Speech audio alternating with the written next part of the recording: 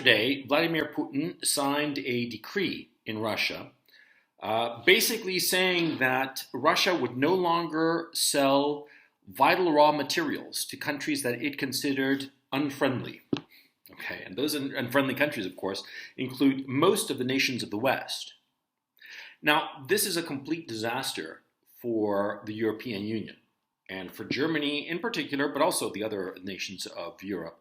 This is basically signing a death warrant for the European economies. They will not survive this. A year from now, the standard of living of the European economies will be substantially lower than it is today. If you are a European citizen, because of this decree that Vladimir Putin signed, your standard of living, well, let's put it this way. If you're middle class, it's likely that you're going to be poor a year from today. I mean, like poor, and probably unemployed. And I'm not kidding around. Because you see, the Europeans committed financial suicide by sanctioning Russia. They sanctioned Russia and imposed this total economic warfare on Russia, thinking for some foolish reason that Russia's economy would collapse because of the European sanctions. They thought that Russia was, like Iran, only with nuclear weapons.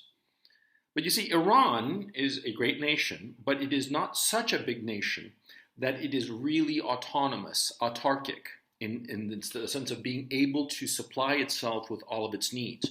But Russia is. Russia, in fact, is probably the only nation on the face of the planet that truly is autarkic, in the sense of being able to supply its own raw materials, its own energy commodities, and its own industrial and consumer goods. They can do that. Certainly, Western goods in many aspects are better than Russian goods, but the Russians can get by. They can get by without Apple iPhones and without BMW cars. But Europe cannot get by without wheat, without aluminum, without neon, without gas, without oil from Russia. They need Russia. They need Russia more than Russia needs them. And you see, when the Europeans at the start of this conflict imposed all these sanctions on Russia, the Russians did not respond immediately because it's simply not the Russians' style. They take their sweet time with their reactions. Bismarck had a great saying that the Russians were slow to harness but quick to ride. And that pretty much sums them up. They take their sweet time, but once they've made up their minds, once they've taken a course of action, decided on a course of action, they stick with it. And they're not going to deviate from it. This decree that Vladimir Putin signed yesterday means that European industry will not have the raw materials to continue. European food processors will not have the raw materials, the wheat, the barley, the grains, to feed the European people. The European people are going to go hungry, and they're going to go cold, and they're going to go without their consumer goods and products and services. The European economy, because of this decree, is going to crash. The euro is going to collapse in value. It's inevitable. And you have to ask yourself, why was this done? Why did the Europeans impose all of these sanctions? Why did the Europeans do something so incredibly reckless as to steal Russia's sovereign funds? Because Russia had on deposit with the European institutions, financial institutions, they had their sovereign wealth fund, their monies, their exceedance. Because you see, all that money that they had on deposit in Europe was the money they had received for selling their commodities to Europe.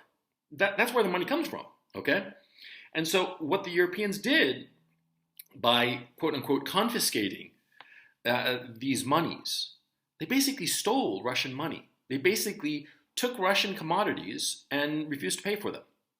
And the Russians imposed the strategy of the two-track strategy of, deposit your euros with Gazprom Bank and you'll get rubles, and with those rubles you can buy gas from Gazprom, right? And the Europeans had a whole hissy fit, but a lot of European companies were going along with this because they need the gas, right?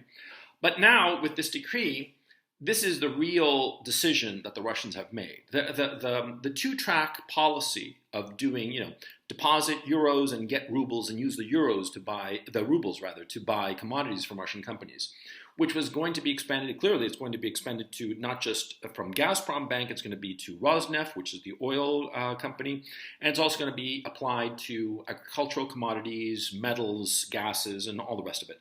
And so this is going to be the future insofar as trade with Russia is concerned, because they no longer trust the Europeans, because the Europeans went and stole $285 billion of their money. And they want it back, sure, number one. But number two, fool me once, shame on you. Fool me twice, shame on me. So they're not going to put themselves in a position to be fooled